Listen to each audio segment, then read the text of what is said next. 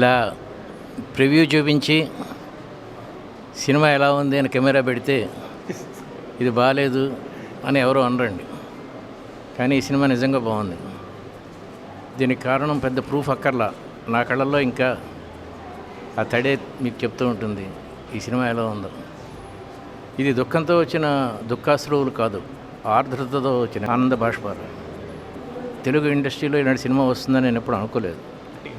Really beautiful అండి, really beautiful. సినిమాల్లో చాలా రకాలు ఉంటాయి. Naturalism, actualism, absurd, drama, melodrama, అన్నిటికీ మించింది ఎక్స్ప్రెషనిజం. తెలుగులో ఎక్స్ప్రెషనిస్ట్ సినిమాలు రాలేదు ఇంతవరకు. ఇదే నాకు తెలిసినంతలో ఫస్ట్ పిక్చరు.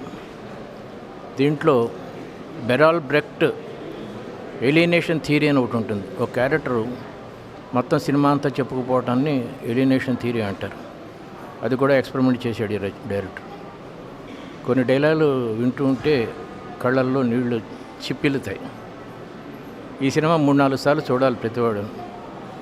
ప్రపంచం ఎందుకు మారాలి, మారితే ఎలా ఉంటుంది అని చెప్పిన సినిమా ఇది.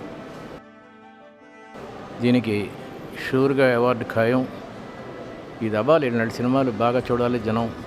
ఇంత రిస్క్ తీసుకొని ఈ స్టోరీని యాక్సెప్ట్ చేసిన ప్రొడ్యూసర్కి ముందు కంగ్రాచులేషన్స్.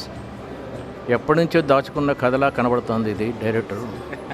అది ఊరి ఊరి ఊరి ఒక అటజని కాంచె భూమీశ్వరుడు అంబరు చంబితలాగా ఒక గంగా ప్రవాహంలా సాగింది. I wish all the crew members the best. Congratulations. Thank you.